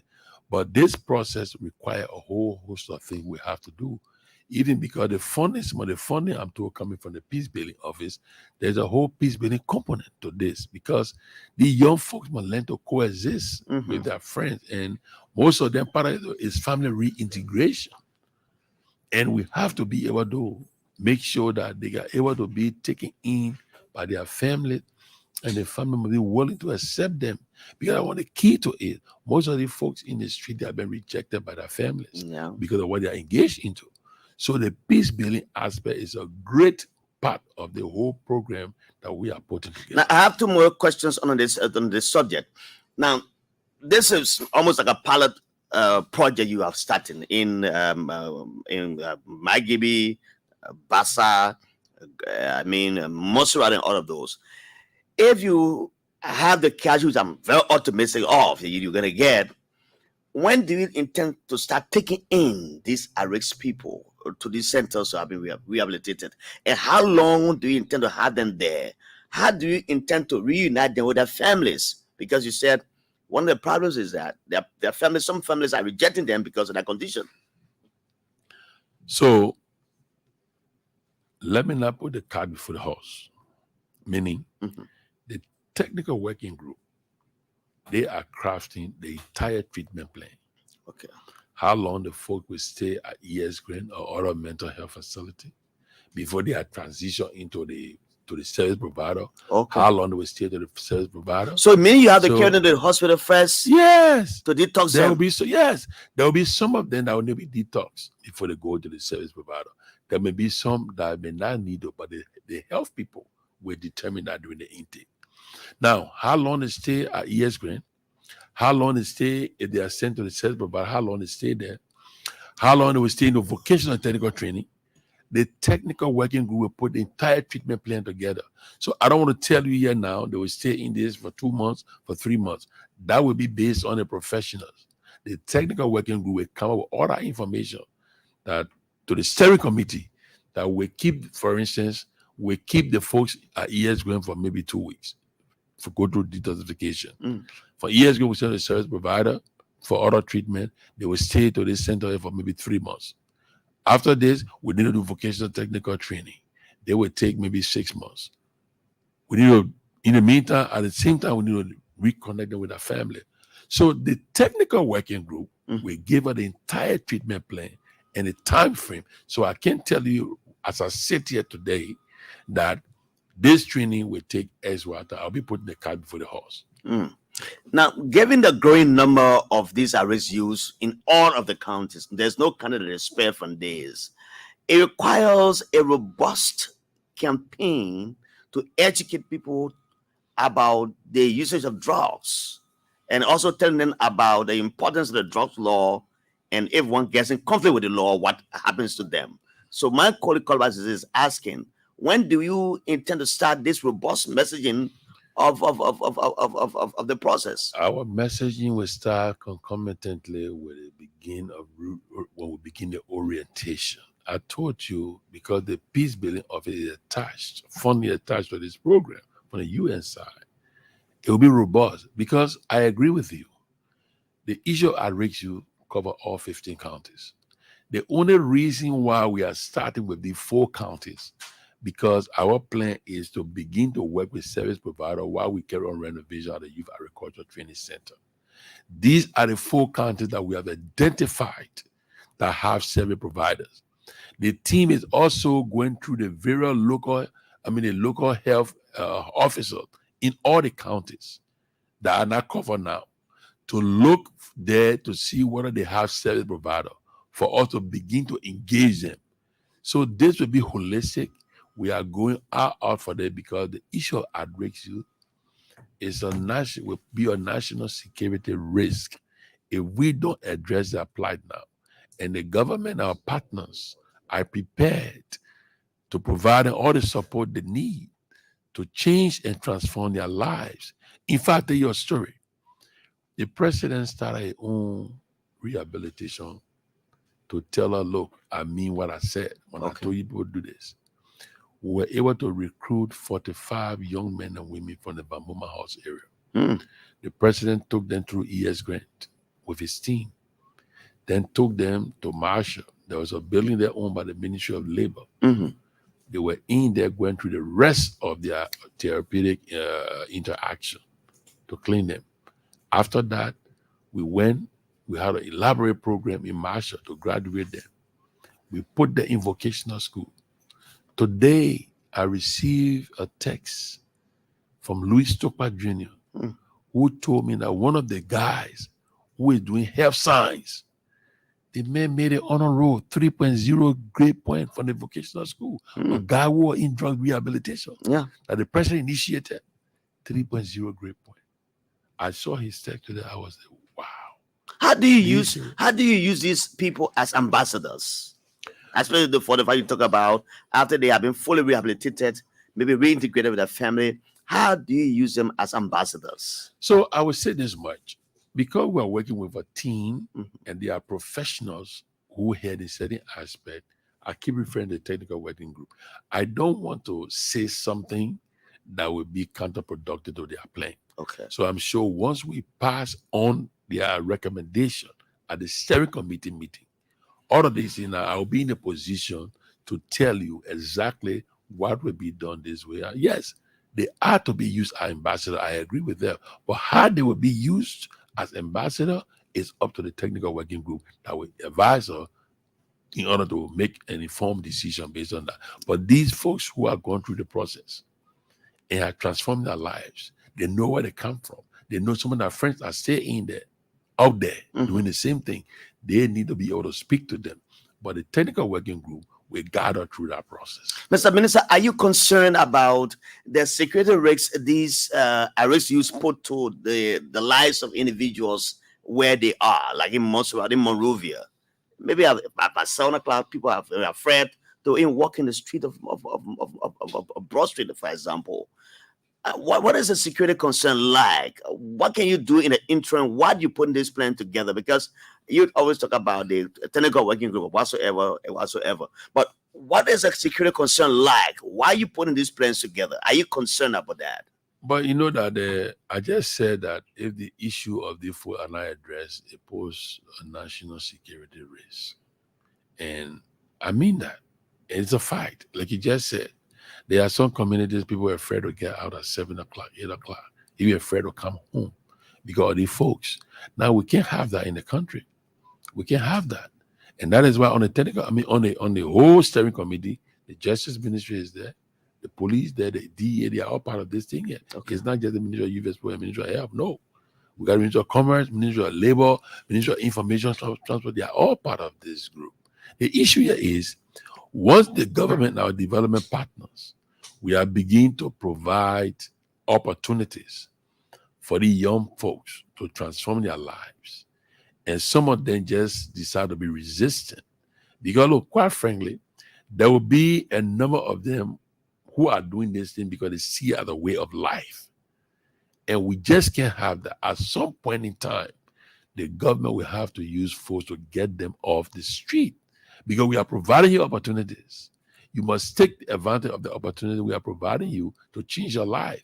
But if you feel that sleeping in the ghetto is just the way of life you want to do and threaten the peace of this country and making people afraid to travel freely in their own communities, then we will say, no, you can't have ghetto in this area. You can't have ghetto in that area because we are providing you the opportunities to change your life. And you choose not to, it's your choice. But we as the government will tell you, since you want to transform your life, you cannot be a threat to people in our own communities. And you will not have a ghetto in this place. You will not have it in that place. And we get to that point at some point in time. Now, have you identified any point whether these people have leaders? Because the other time I listened to Summer George and the young man who came here, he said he is a de facto leader of these people. And you talk about 50,000 of them in the whole country. And they have ghettos here, they have CRC, they have this one. If something gets missing from you, even maybe in Jallah, they will go to one place, they go retrieve it. If a guy missing from a rally, they go to Sugar Hill, they retrieve it. Have you identified leaders for these people that you can talk with that will help you along the way to have them taken away from the streets and through the rehabilitation process, because that will make it easier for you. All of the ghettos in and around Monrovia, even outside the country, they have a structure. And we intend to work through all of these structures as well. Look, we're not leaving anybody out of it. We're going to create an awareness for everybody. And we'll work through the various structures. We'll work through community leaders. We'll work through youth group. Fla, Linsu, the Monrovia Parliament, other youth group. We're going to work through everybody because we need to get the message across. People need to understand what we are doing. They don't need to be afraid to say, when we begin with the process, DEA or police coming to arrest us to put in jail. No, we're not putting anybody in jail. But we need to create the awareness and we need to work through everybody. Their leadership structure. Yes, they have leadership structure. And we work through them too. Because they have to get out and there are information as well that those in leadership structure are some of the very dealers in the ghettos. That is a fact. And so we got to get to the bottom of that and make sure everybody get involved. Thank for the drug law. We hope the president will sign it so they understand what the law is. So if you're a leader in the ghetto and you're selling drugs to these folks, when we catch you, you know what the law means. The Minister of Youth and Sports, the Honorable D. Zeogar Wilson, is my guest on the Bumper Show this afternoon on ERBC Radio 99.9, other frequencies across Liberia. I'm still here till 6 o'clock. My name is Jallah Grayfield, and the nation's Heavenly J. Remember Jallah Grayfield, chapter 1, verse 1. Let's talk and talk and talk, and never shall we fight. I will open the phone lines for you. I want you to have an interaction with the minister. There are families who are affected. There's no one family in this country that is not affected. If it is not your child, your friend's child, or your sister or brother's child is affected. And no families, people who come from very good homes, Mr. Minister, very good homes, they've been addicted to drugs. Yes. And I know a friend who graduated from high school. He's now the total base here. His father is an affluent man who has properties along that Gomajofi area, front view buildings there. But he just to go to the street and be in the ghetto for the last 10 years. Where they get it out of the ghetto. Yes. So and that's what we are providing. I want us to have a conversation with the minister. Ask a question. Let's have a conversation. And then the drug law has been passed. And so kudos to the legislature. I will endeavor to come to bring not minister, but the representative Goshua. I've read him. He didn't respond, but we'll have the time to come here. Because they were behind this thing. They were pushing it. And then I like the way they treated it. It has been passed after being waiting for a long time. 080514096. The Deputy Minister of Information, Culture, Affairs, and Tourism, Jallah Tompo, wants to weigh in. Let me put it on there. I can open the line generally for everyone to participate. Honorable Minister, welcome. How are you? Jallah, how you doing? I'm okay, sir. Let me say hi to the chairman. We always like to call him chairman because he's the biggest chairman. Okay. And Jallah, I'd like to say for the record and to the Liberian people, not because Minister Zeogar Wilson is in studio, but from the day that President Weah launched this policy program called the Arix Youth Program, getting the young people from the street, and they trusted it in the hands of D. Zeogar Wilson, made him the chairperson of that policy program. I can say beside the sports and the TV program, this program is the heartbeat. I can speak to the fact that every day and every night, when you sit with D. Zeogar Wilson, this is one of his programs that he really take to the heart, making sure that the policy of President Weah comes to fruition. And you talk about awareness. I'd like to ensure you that in the coming weeks, because of the support he has given us as focal persons for communication on that program. In the coming weeks, there will be a strategic communication plan drafted and launched by him, and then everybody will get involved. But again, I'd like to say, Mr. Chairman, thank you so much, and thank you so kindly. Okay.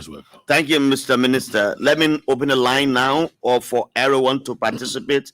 Let's have a conversation with the Minister of Youth and Sports. 080514096, 07705605660, 07766800373. That number 07705605660 is on WhatsApp. If you want to call from the abroad, just add your international dialing code, then you can get through on WhatsApp. Let me go to this first caller on the landline. Hello, you have your day here. Yes. Good afternoon, Bro Jallah. My name is Maurice Pastor calling from Togo completely once again. Okay, Maurice, let's hear you.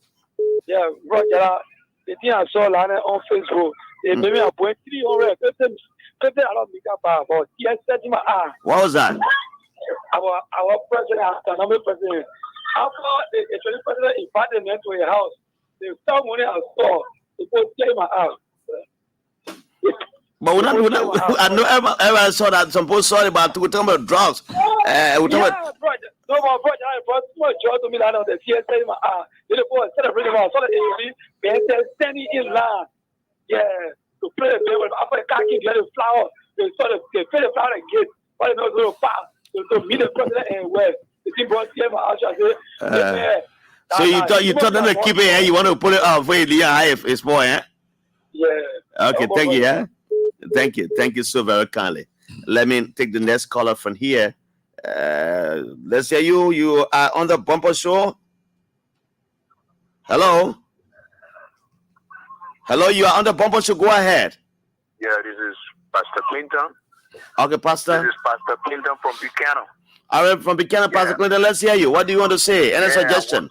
I want to employ the minister in studio. I want to minister in studio. Thanks very much for what he's doing, because our youngsters are very, very good. They are sporting. So if you come with that kind of a mandate, it will be all right for them. Thank you. Okay, Pastor. Pastor, thanks a lot. Calling from Buchanan. You can call on the show as well. Hello, let's hear you. What's your name? Yeah, my name is Jeremiah Wilson. I'm calling from Peace Island, Moravia. Wilson, let's hear you. Good. Thank you so much, and thanks to our minister in studio. Thank you so much for the effort. I want to ask a question. Is there any arrangement that the ministry has put in place to help subsidize some of these organizations that are around here helping to get these boys out of the street? Like I've seen this woman on the social media talking about Jojo Hope House, where she got a lot of food taken in from the ghettos and stuff like that. Is there any arrangement that the government can make to help subsidize these efforts? Okay. You want to respond to that? Yeah, go ahead, Mr. So thank you so much. Yes, Jojo was one of the 39 service providers that held a meeting at the Ministry of Youth and Sports last Tuesday. And the assessment the team is doing this week is to gather all the information, because if we'll be putting folks doing intake with them, we'll have to provide some subsidy for them, and that is why the team is doing the assessment for. Thank you. Okay, let me go to this caller. Hello, welcome. You're live. You are live in the show. Let's hear you. Yeah, my name is calling from Grand Cayman County. Calling from Grand Cayman County. Let's hear you, my friend. Yeah, thank you very much.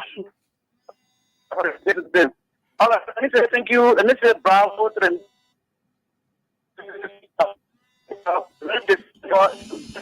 embarrassment for our people. You see, some of our brothers is making us out to be afraid of them. Hold the line, thank you. Oh, Mama, your line seems to be very terrible. Yeah, I can't continue with you. Hello, welcome. Let's hear you. Thank you so much, Jallah. Let me say good evening to Mr. Wilson and good evening to you, Jallah. Good evening, sir. Thank you so much. This is the voice of Isaac Tai, and I do join you from Grand County in Barclayville City. Okay, welcome from Barclayville. Thank you so much, Jallah. Jallah, this is some of the things that we expect for government to do. Because this is the government that the young people so much care for and the young people stood up for. So, Jallah, when you do a survey around our country, you will notice that group of us and young people are stalling because of this drug proliferation. But one of the recommendations that the brother made, I also want to add my voice to, is that it should not be only on the shoulder of government. Some of these civil society organizations, NGOs should be involved so that our people, so that our younger brothers and sisters that are getting damaged from this drug proliferation at least can come back to the society and make some meaningful contribution to the growth and development of our country. Thank you so much. Thank you for calling. Let me take the next caller here. Do you want to participate here? Hold the line small. I think I need to put it on speaker. Go ahead. Yeah, Victor Sanders Kike, I joined from District 3, Chairman Submissionary. Let's say you submissionary people. Yeah, let me say bravo to the minister in studio. Jana, I get interest in our project. I really want to work with the minister because I was trained by the World Bank too late. I did psychosocial counseling and our recruitment and mobilization officer for UNDP site GIU in Maryland County. So I 3 combatant. So I prepare my CV. So I really want to be on that project to when you're ready, bring the CV. The minister needs, I will give it to him myself. I'll carry it to the office. Yeah. Thank you, Jana. Minister, you get one volunteer. Yeah. All right. Okay. And they restrike us. Okay. Thank you, Vita. Let me take the next caller. Hello. Welcome. Good evening, Big Brother Jallah Grayfield. Good evening. You sound like my young brother. How you going, sir? Tukpa, right? Definitely. Emmanuel Tukpa. Yeah, sure. Thank you, Brother Jallah Grayfield, for recognition. I'm Emmanuel M. Tukpa Jr., and I joined the conversation as union chairperson of the People's Liberation Party, Montserrado County. And I'm calling this evening for resident Go community. Brother Jallah Grayfield, let me use this opportunity to say good evening to your as the minister in studio and to appreciate the government of Bureau of Person we are for their earnest support and work toward rehabilitating young people of this country. Like the minister said, Brother Jallah Grayfield just put rest upon the young people, and there is things that the government and other international partners get robustly involved with rehabilitating the young people of this country. Like you said, Brother Jallah Grayfield, every family, one way or the other, the minister is affected. And I was speaking, I have a brother who just graduated from high school, and so on the street, there's so many things we have tried to do to get it home, but it is not possible. So we are also relying on the government on this rehabilitation program that's going to come up to the Ministry of Youth to get our family member there. And I want to add my voice to the Minister of Forest. The government to the legislature has passed on this trust law, and I know it's the president who's going to sign it, and it's going to become law. Thank you, Emmanuel. Thank you, Emmanuel. We don't have other lots of time for that. Others have to talk. The last time I checked on International Drugs Day, the BBC was reporting that 290 million people around the world are affected as a result of drug addiction. That's a very huge number, Mr. Minister. Yeah, it is. And the issue of drugs is not unique to Liberia. Not that unique at all. It's all over the world. Yeah. But we as a society have to begin to tackle it. Absolutely. Let me take this caller from here. Hello, welcome. Hello, you live? Let's hear you. Okay. This is Joseph Dabwe from Grand Crew. Joseph Toe from Grand Crew. Let's hear you. Yeah, from Grand Crew. I'm listening to the minister a lot. The minister has spoken. Now, I just want to stress my point. The issue of drugs very damaging our people. Do you have similar situation in Grand Crew? Come on. Do you have similar situation in Grand Crew where you have seen these average youths around? No, the issue of drugs, we have seen similar cases, and so when we heard the information about the drug law, we were able to appreciate the effort of the lawmaker, because our people are really damaging. So we just want to appreciate the minister in studio. We just want to see how best we can go ahead with the work. So, okay. Thank you so much. Thank you very much for your effort. Thank you so much for calling from Grand Crew County this afternoon. Let me go to this line. Hello, welcome. It's a conversation time with the minister after expanding on. Hello, welcome. Yeah, your line was back. Go ahead, let's hear you now.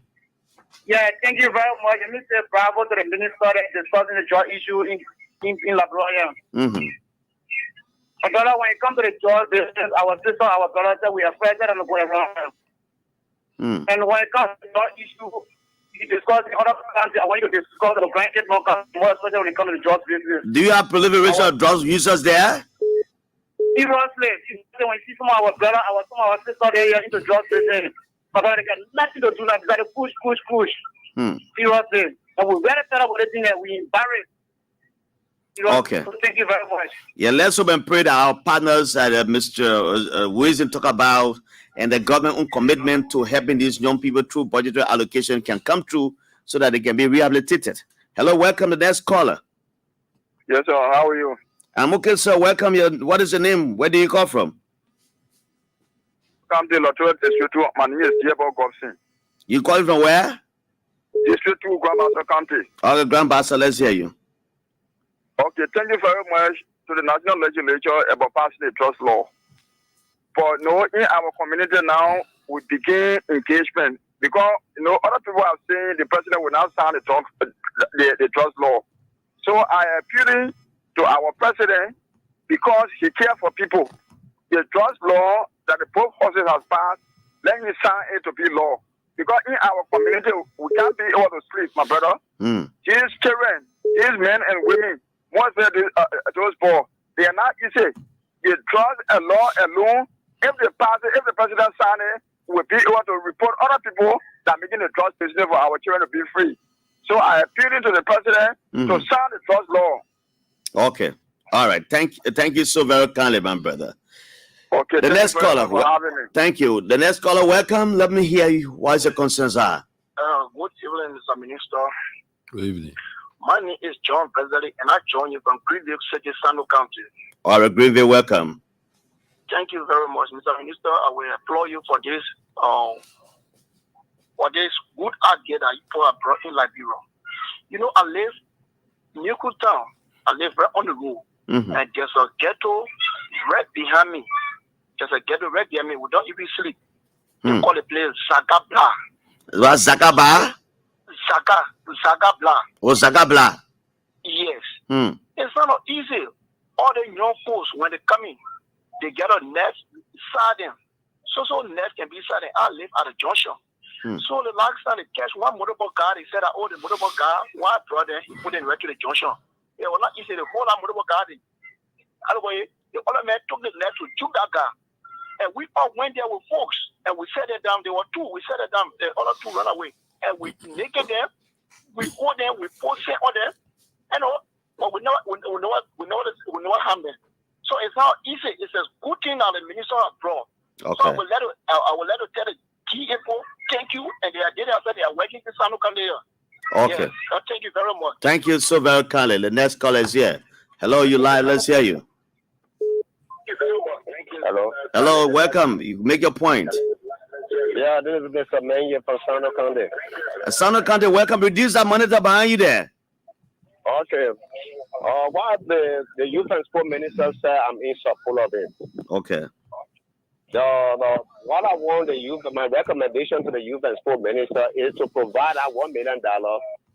No, the minister and the steering committee will be implementing this project. He's saying that the government as a whole, even though he's part of the government, but the government needs to provide that money. Yeah, the money the government is talking about. Let them provide the money to the community. Then all these local guys, then let them get rid of them. Ghetto. Okay. All right. Yeah. Thank you. Thank you so very kindly. Nothing. Let them get rid of them in the ghetto.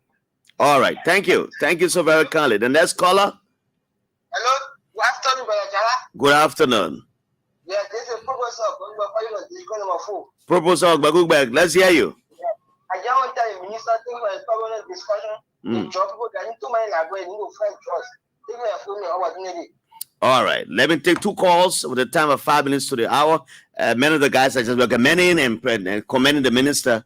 And so we'll take one or two more calls and call it a quit. Let me take this one. It seems to be a WhatsApp number, a WhatsApp call. This guy is calling from abroad, right? Hello, welcome. Let's hear you.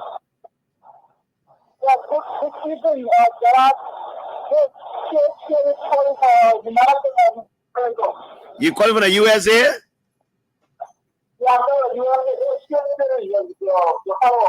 Okay, let's hear you, brother.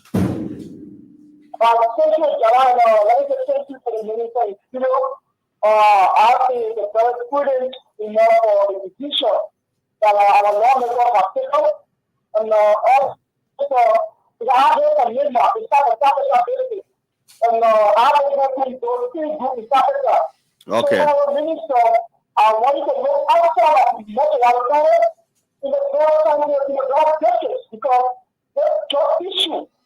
That makes you know that those people are very sisters in Nigeria. So I recommend to you, I beg you, Minister, I beg you, please go out there, not just in Montserrado, go out there in the drug district because this issue are going beyond Montserrado. You go Okay. in Canada and drug section. You go in Spain to the drug section. In Ghana and the city.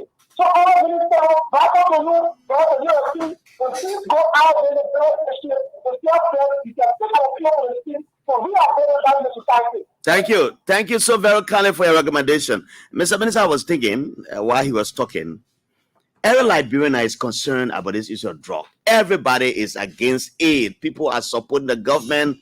But instead of where you are thinking, what do you think where I'm thinking? That, for the sake of the country, to solicit the views or the assistance for Liberians, to open an account for some of these banks, that Liberians can work there willingly, not forcing them willingly to put $1 or $2 to the fight against drugs. I'm thinking if we did that, every Liberian will support it. I don't know what you're thinking that way. We have an account at UBA Bank. Okay. I can share that account number Absolutely, I with want you, to share it. tomorrow. Get it from my finance section. Okay. And you can begin to, because when the president launched the program last year, with the fundraiser, we opened an account at UBA Bank. We got Liberian another account and you another account. Okay, So but you are not telling Liberians that this open go and Well, yeah, we are not. But once it comes, when it comes to me, we can share when that on the with show, you I will guys, read it every day. Some Liberians are concerned. Yeah. If every Liberian contribute $1 to this fight or $2, it will be very significant for this. Of course. I mean, like the president have always said, the issue of this outrage is a national issue. It's not political. It requires all hands on deck, the public sector, the private sector, individual as well. Today, Senator Sir Joseph, he's helping us to clean up the Youth Agricultural Training Center, where we want to renovate for the folks to go do. The senator is cleaning that entire place right now as we speak. He tried to even renovate one or two of the buildings there for the use there to, in the interim, to be able to treat the young folks there. Wow. Senators are just doing that right now. I hope other senators and other private individuals will help us in this process. And, so it's something open to all Liberians. All Liberians. When we started fundraiser, there were folks who contributed. And so, well, in account, I will share it with you. And I'm thinking on something that I will initiate here. I won't tell you, but I will initiate you hear the news. I think we can all tap into that. Yeah. And a final word, Mr. Minister. Well, I want to thank you for having me today. And it is my hope and prayer that we'll get this thing started within the next 3 weeks or so to begin the intervention process. I also pray and hope that we get funding to be able, because we can talk all the talk, plan all the planning we can do. At the end of the day, if we don't have the funding, we will not setback. At this time, funding should not be a setback for this program. Absolutely, I agree that from our own government and for our development partners, we'll be able to bring the funding to the table so that we can get the thing started. Thank you for having me, and thanks to all the callers who called. Thank you, the Youth and Sports Minister, Zeogar Wilson, has been my guest on the last lap of the show this evening. As the guys comes tomorrow with the good news. On behalf of our production team headed by Anthony Williams and assisted by Domova Fofana, my name is Jallah Grayfield. Remember Jallah Grayfield, chapter 1, verse 1. Let's talk and talk and talk, and never shall we fight. Fighting shall never be our portion. Have a good day from Liberia. I'll see you when you see me again.